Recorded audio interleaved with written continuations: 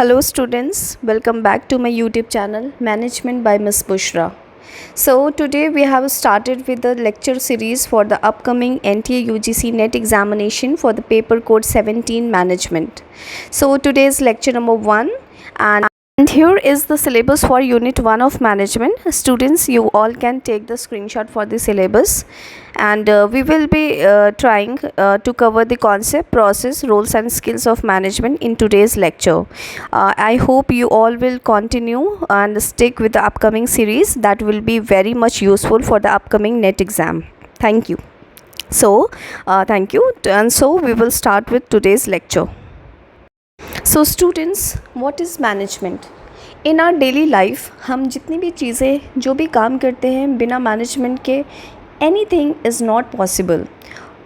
When we talk of home, our mothers manage everything. When we talk of studies, students की पढ़ाई, everything requires management, time management, financial management, everything. So management basically एक art है जिससे जो भी हमारे पास available resources हैं हम उनका कैसे बेस्ट ऑप्टिमम यूटिलाइजेशन करते हैं, जिससे व्हाटएवर जो भी हमारा गोल है, जो भी हम अचीव करना चाहते हैं, उससे अवेलेबल रिसोर्सेज के थ्रू हम बेस्ट तरीके से अपने गोल्स और ऑब्जेक्टिव्स को अचीव कर पाए. वही क्रिएटिविटी, वही टैलेंट, वही स्किल को हम मैनेजमेंट कह सकते हैं. So one of the definition of management by Harold Kuntz is given as management is the art of getting things done through others and with formally organized groups. So basically this definition was given by Kuntz where he is actually trying to say कि management एक art है, एक creativity है, एक skill है कि कैसे हम लोगों से काम करवाते हैं, खुद कैसे काम करते हैं, लोगों से काम कैसे करवाते हैं, उनको ग्रुप्स में कैसे फॉर्म करते हैं. Here we are actually talking of the organisational management. जब ऑर्गेनाइजेशंस में काम होता है तो लोग टीम्स बनाते हैं, ग्रुप्स बनाते हैं और उन ग्रुप से आप कैसे उनसे काम निकलवाते हैं एक चेयर पे बैठ के, जिससे आपके ऑर्गेनाइजेशन का, आपका डिपार्टमेंट का, टीम का गोल अचीव हो पाए और बेस्ट तरीके से गोल अचीव हो पाए. वही क्रिएटिविटी, वही टैलेंट एक मैनेजर के अंदर होना चाहिए and that is what is management. So Kuntz has said management is the art of getting things done through others and with formally organized groups. All right, so now we shall talk about the features of management. Management is continuous. So management एक continuous activity है, because ऐसा नहीं है कि अगर आज एक goal achieve हो गया, अगर आज एक काम ख़त्म हो गया तो हम मैनेजमेंट करना या चीज़ों को मैनेज करना छोड़ देंगे और उसके बिना हमारा ऑर्गेनाइजेशन चलेगा. नो, अगर हमें कोई भी काम, चाहे वो घर की हम बात करें, चाहे हम ऑर्गेनाइजेशन की बात करें, हर चीज़ को मैनेजमेंट चाहिए. और ये मैनेजमेंट नेवर एंडिंग एक्टिविटी है. It goes on and on and on. It is a continuous activity till the time the organization will exist in the society. We have to manage, we have to keep on managing things. All right, second is getting things done through others. So obviously when we talk of organization point of view, it is not at all possible कि एक person चीज़ों को manage करे और पूरा organization चल जाए या उसके सारे goals achieve हो पाए. No, we have to get things done through others. We have to take help from people. We have to take help from जो भी हमने लोगों को हायर किया, उनकी स्किल, उनको टैलेंट का हम कैसे यूटिलाइजेशन करेंगे, तो हमें लोगों की हेल्प चाहिए पड़ेगी और वही हमारा बेस्ट मैनेजमेंट कहलाता है. Next is group activity. Now group activity means manage करने के लिए आपको लोगों को टीम्स में, ग्रुप्स में बांटना होगा ताकि आप उनसे जैसे हम कहते हैं कि सिनर्जी 2+2 इज़ नॉट 4, 2+2 इज़ 5. सो अगर हम टीम में, ग्रुप में काम करेंगे तो उसका एक अलग लेवल का हमें आउटपुट देखने को मिलेगा और वही हमारा मैनेजमेंट भी डिमांड करता है कि आप ग्रुप्स में, टीम्स में ऐसी टीम्स बनाएं, ऐसे ग्रुप्स बनाएं जिससे आप आसानी से और बेस्ट आउटपुट आपको मिले और ईज़िली आप अपने गोल्स को अचीव कर पाएँ. Next is pervasive. So pervasive का मतलब होता है कि जो हर लेवल पे, हर जगह प्रेजेंट हो. जो यूनिवर्सल हो, विच इज़ एवरीवेयर प्रेजेंट। तो मैनेजमेंट हमारा परवेसिव इन नेचर है, बिकॉज ऐसा नहीं है कि मैनेजमेंट सिर्फ स्कूल्स में या कॉलेजेस में, इंस्टीट्यूशंस में या यूनिवर्सिटीज़ में देखने को मिलता है। It is required or it is present everywhere. If we see at home, it is present. If we see in offices, it is present. If we see in schools, if we see in colleges, universities, privates, public, government, everywhere management is present, hence it is pervasive in nature. Next is intangible. See, what is intangible? Anything which cannot be touched, which cannot be seen, which does not have its physical existence, right? So management is intangible because whatever efforts we put in, हम कितने भी efforts लगाएं, या हमारे जो team members हैं, हमारे जो ग्रुप मेंबर्स हैं, वो कितने भी efforts लगाएं, लेकिन जो चीज़ है, जो मैनेजमेंट है, उसको हम देख नहीं सकते हैं, हम उसे टच नहीं कर सकते। हाउएवर, अगर बेस्ट मैनेजमेंट प्रैक्टिसेस लग रही हैं तो उनका रिज़ल्ट ज़रूर हम देख सकते हैं in the form of outputs, in the form of goods and services being produced, in the form of growth, in the form of performance. Hence it is intangible. And the last feature of management is dynamic. So obviously जो organisations हैं हमारे, वो society का हिस्सा है, वो society का part है। और आज से 10 साल पहले, 20 इयर्स पहले जिस तरीके से हम लोग चीज़ों को मैनेज करते थे, वही तरीक़ों से आज हम चीज़ों को मैनेज अगर करेंगे तो हमारा ऑर्गेनाइजेशन सही से काम नहीं कर पाएगा। Because people change, society change, environmental changes होते रहते हैं, and all these changes require that we also need to change in order to stay updated with the changes happening around in the external environment. We have to change the managerial practices as well, hence it is dynamic in nature. We need to change the things as per the demands of all around things happening around. So to understand the process of management in a much better way, here we can divide it into three simple things. कोई भी चीज़ को जब हमें produce करना होता है तो सबसे पहली चीज़ इनपुट आता है, प्रोसेस होता है और आउटपुट निकलता है।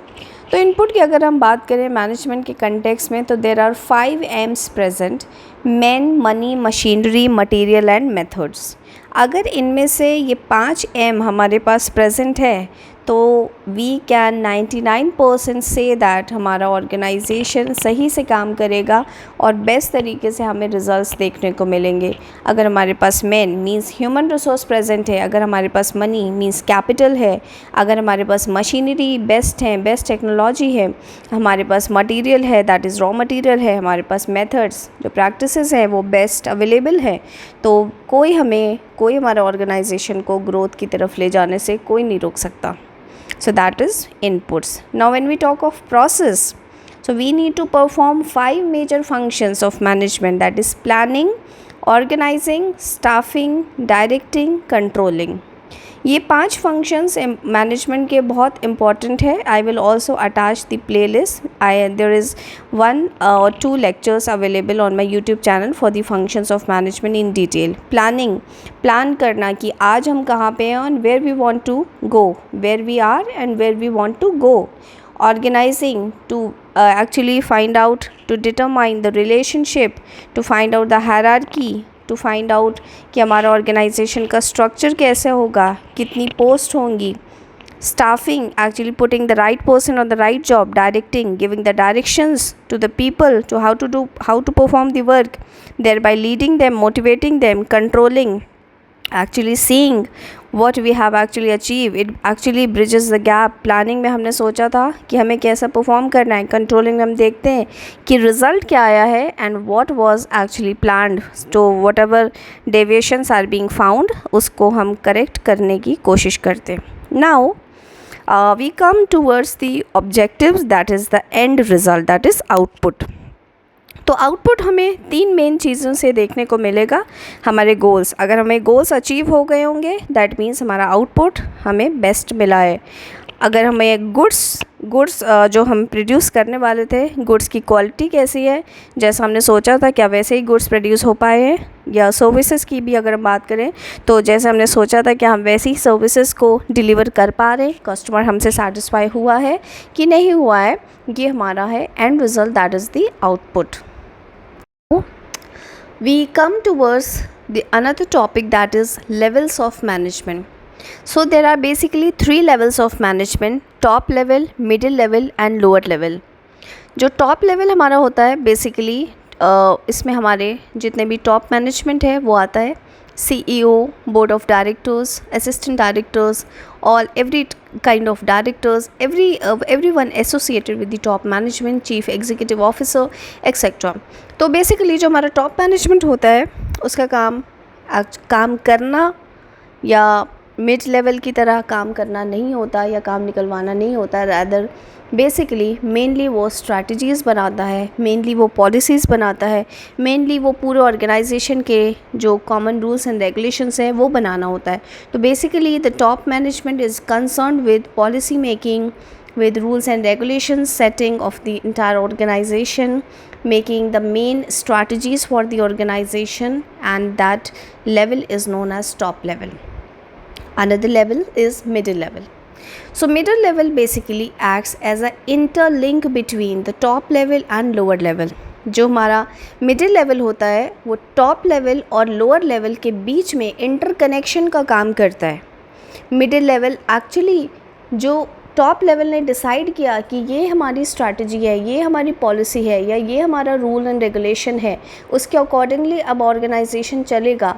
तो वो कैसे चलेगा? जब तक मिडिल लेवल काम नहीं करवाएगा, मैनेज नहीं करेगा, लोगों के डायरेक्शंस नहीं देगा, तो till then things will not work. So यहाँ पे हमारा रोल्स आ जाता है मेनली मैनेजर्स का, all kind of managers, general manager, assistant managers, every sort of managers basically here comes under the middle level. Now comes the lower level जिसको हम operative level भी कहते हैं. सो लोअर लेवल का मतलब ये नहीं है कि ये वो लेबर्स एंड वर्कर्स आ जाएंगे, रादर इन सब के अलावा हमारे सुपरवाइज़र्स, हमारे फोरमैन जो बेसिकली लोअर लेवल में जो मशीनरी पे काम कर रहे हैं, जो मशीनरी पे काम करवा रहे हैं, जो लेबर्स हमारे काम कर रहे हैं उनको देख रहे हैं, वो सारे लोग हमारे आ जाते हैं लोअर लेवल में. Now there is one important note here, that is responsibility flows from bottom to top and authority flows from top to bottom. So ये चीज़ आपको याद रखनी है कि जो हमारी रिस्पॉन्सिबिलिटी होती है वो बॉटम से टॉप में फ़्लो करती है, क्योंकि अगर हम देखें एक लोअर लेवल से मिडिल लेवल से टॉप लेवल पे अगर हम देखेंगे, इस पॉइंट ऑफ व्यू से अगर हम देखेंगे तो we can see that responsibility हर लेवल पे बढ़ती जा रही है. तो responsibilities flows from bottom to top.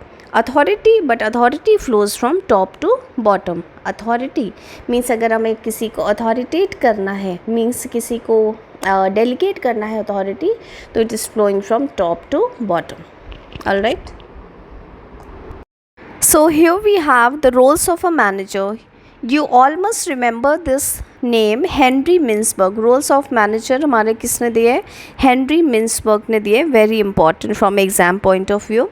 तो basically roles of manager 3 roles हमारे मेन कैटेगराइज किए. अगर हम कैटेगरी की बात करें तो हमारे पास 3 कैटेगरी है रोल्स में, बट अगर हम टोटल नंबर ऑफ रोल्स की बात करें तो you all should remember that there are 10 roles. All total there are 10 roles given by Mintzberg. So category की अगर हम बात करते हैं तो 3 कैटेगरीज का नाम है informational, interpersonal and decisional role. So you can also remember it through a shortcut, that is I²D. That is interpersonal, informational and decisional role. Now here we will study that under every 3 category, each of the 3 category, there are various roles under it. So first of all, first role is interpersonal role. तो interpersonal role क्या होता है? जैसे it includes figurehead, leader, liaison. तो basically interpersonal role का जो काम है वो है इंफॉर्मेशन को प्रोवाइड करना.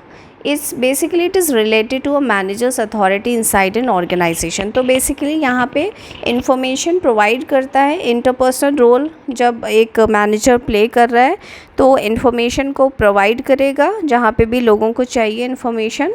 और बेसिकली यहाँ पे हम देख सकते हैं कि मैनेजर की जो एक अथॉरिटी है एक ऑर्गेनाइजेशन के अंदर, उसकी जो स्टेटस है उसको रिफ्लेक्ट करेगा। वहाँ पे हमारा वो जो रोल प्ले कर रहा है दैट इज़ इंटरपर्सनल रोल। अभी जो हमने पढ़ा इंटरपर्सनल रोल के अंदर आपकी 3 चीज़ आती हैं। इंटरपर्सनल रोल के अंदर you can remember it from the short form FLL, figure head, leader and liaison. Figure head क्या होता है? अभी आपके जो नेट के क्वेश्चंस है वो सिंपली डायरेक्टली नाम नहीं पूछ लेंगे कि किसने दिया है आपका roles of manager. You have to remember everything in depth. तो फिगर हेड क्या होता है, अंदर से क्वेश्चन आ सकता है। फिगर हेड कौन पर्सन है? फिगर हेड बेसिकली जब हम फिगर हेड का रोल परफॉर्म कर रहे हैं तो मैनेजर क्या कर रहा है? अपनी सेरेमोनियल एंड सिंबॉलिक ड्यूटीज़ को परफॉर्म कर रहा है, जैसे लोगों से मिलना, विजिटर से मिलना, डॉक्यूमेंट्स को साइन करना। ये ऐसे रोल है जो बेसिकली जहाँ पे मैनेजर की एक अथॉरिटी, एक स्टेटस, एक पावर डेजिग्नेशन दिख रही है कि yes he is the manager of the organization, there he is performing और acting like a figurehead. It is about building strong relations with peers and subordinates.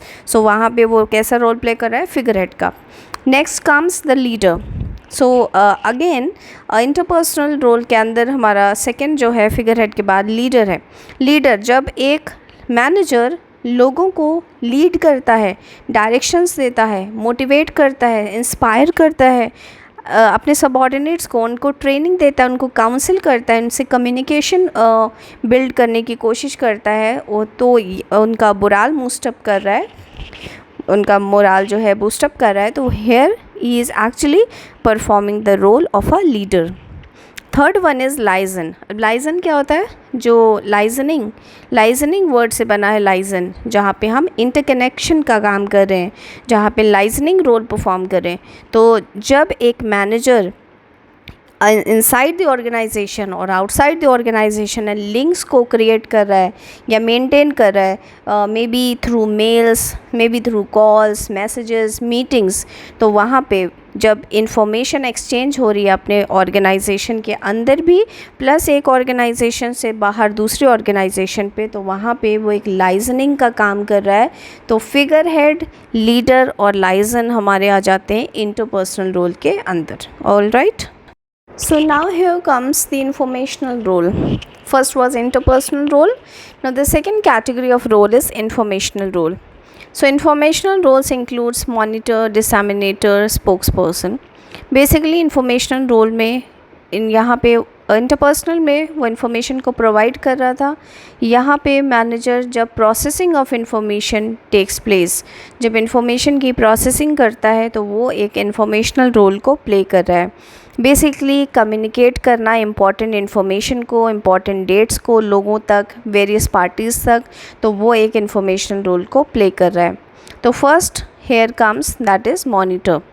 Monitor क्या है? Monitor seeks and receive information, he scan periodicals and reports, maintain personal contacts. He is responsible for gathering intel for sustained competitive advantage. To do so, manager has to assess the market for changes and collect the relevant data that could impact the organization.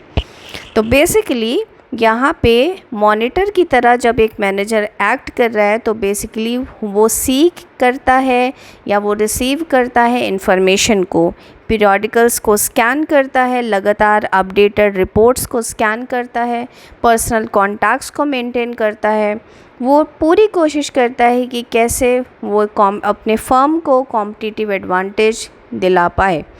यहाँ पे market में होने वाले जितने भी changes हैं उनसे updated रहना और उसके अकॉर्डिंगली चेंजेस मेंटेन करना, चेंजेस बताना, लोगों तक पहुँचाना कि मार्केट में ये चेंजेस हुए हैं और इस चेंज को हमें इमीडिएटली करने की नीड है। रेलेवेंट डेटा को, अपडेटेड डेटा को कलेक्ट करना और लोगों को बताना that could impact the organisation. Here is acting as a monitor. तो After monitor comes disseminator. Disseminator basically forward the information to the organizational members from other organizations. He communicates useful information to the team members and subordinates. Basically दूसरे organisation members को important information को communicate करना, that is disseminate करना, वहाँ पे वो एक role play कर रहा है, that is of disseminator. So the next is spokesperson. Spokesperson, he transmits information to the outsiders through speeches, reports, memo, convey important information about organization to the external stakeholders. This could be for PR purpose, addressing government policies or dealing with suppliers. तो spokesperson कौन होता है? Political parties, political leaders के spokesperson होते हैं जो उनके behalf पे चीज़ों को, बातों को, मैसेजेस को कन्वे करते हैं, उनके बिहाफ पे बोलते हैं. तो मैनेजर भी एक स्पोक्स पर्सन की तरह काम करता है, बिकॉज वो अपनी ऑर्गेनाइजेशन को रिप्रेजेंट कर रहा है, वो अपने ऑर्गेनाइजेशन की इमेज को, रेपुटेशन को बिल्ड कर रहा है. जब भी वो कुछ भी बोलेगा दूसरी पार्टी से या लोगों से, तो वहाँ पे वो अपनी ऑर्गेनाइजेशन की पूरी रेपुटेशन को कैरी कर रहा है. तो जो भी स्पीचेस हैं, जो भी रिपोर्ट्स हैं, जो भी मेमो है, जब भी वो आउटसाइडर्स के साथ कम्युनिकेट करेगा या इन्फॉर्मेशन को ट्रांसमिट करेगा, तो here he is actually representing his organisation. So here he is acting as a spokes person. He can also give press conferences for PR purpose. He could address the government policies, or while dealing with the suppliers, he has to act in a good way so that a good image of his organization is being represented or being carried out to the others, to the other parties. So this was about informational role. So the third category of role is decisional role. Decisional role includes entrepreneur, disturbance handler, resource allocator and negotiator. So the first one is entrepreneur. Entrepreneur, everyone knows कौन entrepreneur होता है, जो who has a brilliant idea in his mind and he has the ability to turn that idea into reality. तो वो person जो projects को initiate करता है, जिसके पास आइडियाज़ है, जिसके पास इनोवेशन है, इम्प्रूवमेंट्स करना चाहता है, तो वो पर्सन नॉर्मली कहलाता है हमारा एंटरप्रेन्योर. तो एक मैनेजर कब एंटरप्रेन्योर की तरह काम कर रहा है? जो भी वो मैनेजरियल ड्यूटीज़ को परफॉर्म कर रहा है, कई बार वो बहुत सारे प्रोजेक्ट्स में इनिशिएट करता है, बहुत सारे प्रॉब्लम्स का सोल्यूशन लेके आता है, प्रॉब्लम सॉल्विंग स्किल्स उसके अंदर बहुत अच्छी होती है, बहुत सारे इम्प्रूवमेंट्स वो करना चाहता है. और जब वो उन चीज़ों पे इनिशिएट करेगा या लोगों को, अपने बॉस को बताएगा, तो वहाँ पे he is acting as an entrepreneur. So the next is disturbance handler. सो ऑर्गेनाइजेशन में जितनी भी प्रॉब्लम्स हैं, जितनी भी इनडिसिप्लिनरी इश्यूज़ हो रहे हैं, या जो भी जो भी डिस्टर्बेंसेस ऑर्गेनाइजेशन के अंदर आ रही है, डिस्प्यूट्स हो रहे हैं, क्राइसिस हो रहे हैं, सबऑर्डिनेट्स के आपस में कॉन्फ्लिक्ट्स हो रहे हैं, इन्वायरमेंटल क्राइसिस हो रहा है, तो उन सब को जब वो स्मूदन आउट कर रहा है, चीज़ों को रिजॉल्व करने की कोशिश कर रहा है, तो वहाँ पे वो डिस्टर्बेंस हैंडलर का काम करता है. Next is resource allocator. So resource allocator, एक मैनेजर के पास जो भी रिसोर्सेज उसको दे दिए गए हैं, तो उनको जब एलोकेट करना, फ़ंड का कैसे यूटिलाइजेशन करना है, कितना पैसे कहाँ लगाना है, फ़ंड का एलोकेशन करना, ये इंश्योर करना कि कैसे कम से कम पैसा लगे, मींस कटिंग कॉस्ट को इंश्योर करना, रिसोर्सेज को आपस में या डिपार्टमेंट्स में कितना क्या कैसे डिस्ट्रीब्यूट करना है, तो वहाँ अपोर्शन करना, HR and materials when ever needed, या फंडिंग से रिलेटेड जितनी भी चीज़ें हैं, तो वहाँ पे वो एक रिसोर्स एलोकेटर का काम कर रहा है. And the last is negotiator. So negotiate करना, तो यहाँ जब भी एक मैनेजर अपने डिपार्टमेंट को रिप्रेजेंट करता है, जब वो नेगोशिएशन करेगा यूनियन कॉन्ट्रैक्ट्स के साथ, सेल्स परचेज बजट्स के साथ, तो वो अपने डिपार्टमेंट के इंटरेस्ट को जब सामने रख रहा है, तो वहाँ पे वो नेगोशिएटर का काम कर रहा है, तो that is negotiator. So all these were the 10 roles of a manager which are very very important for unit 1 of management. All right, so for today's lecture, lastly we will have a glimpse on the skills of a manager. All right. So, today's last topic is managerial skills. सो इसमें सबसे पहले important चीज़ आती है कि managerial skills किसने दी है, Robert cards ने दी है, Robert Katz KATZ. So the managerial skills were given by Robert Katz and basically again we have 3 types of skills mainly, that is conceptual skills, human skills and technical skills. So the first skill is conceptual skills. नाम से हमें पता चला conceptual skill, concept से related. अब concept से related अगर हम तीनों लेवल्स की बात करें, टॉप लेवल, मिडिल लेवल और लोअर लेवल की, तो सबसे ज़्यादा कंसेप्चुअल नॉलेज किसके पास होनी चाहिए? I think it should be for the top level. Why? Because जो हमारा टॉप लेवल है वो मेनली क्या काम कर रहा है? स्ट्रैटेजी बनाना, पॉलिसी बनाना, रूल्स एंड रेगुलेशंस बनाना. तो मेनली ऑर्गेनाइजेशन कैसे चलेगा, किसके अकॉर्डिंग चलेगा, किस स्ट्रैटेजी को वो अडॉप्ट करेगा, वो चीज़ें जो मेन चीज़ है वो कौन डिसाइड कर रहा है? वो टॉप लेवल डिसाइड कर रहा है. तो टॉप लेवल के पास सबसे ज़्यादा कंसेप्चुअल स्किल्स का होना मैंडेटरी है. सो the next skill is human skills. Human skills को हम इंटरपर्सनल स्किल्स भी कहते हैं. लोगों से कैसे बात करना है, लोगों से कैसे काम निकलवाना है, उनसे कैसे डील करना है, उनसे कैसे टैकल करना है, उनसे कैसे उनको कैसे हैंडल करना है. तो ये सारी स्किल किसके लिए सबसे ज़्यादा इम्पॉर्टेंट होगी?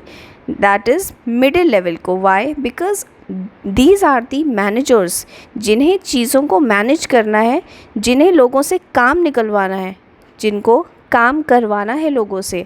तो अगर उन्हें उनके अंदर ह्यूमन स्किल्स नहीं होगी, इंटरपर्सनल स्किल्स नहीं होगी, तो वह कैसे काम करवाएंगे? So human skills is most importantly required at the middle level.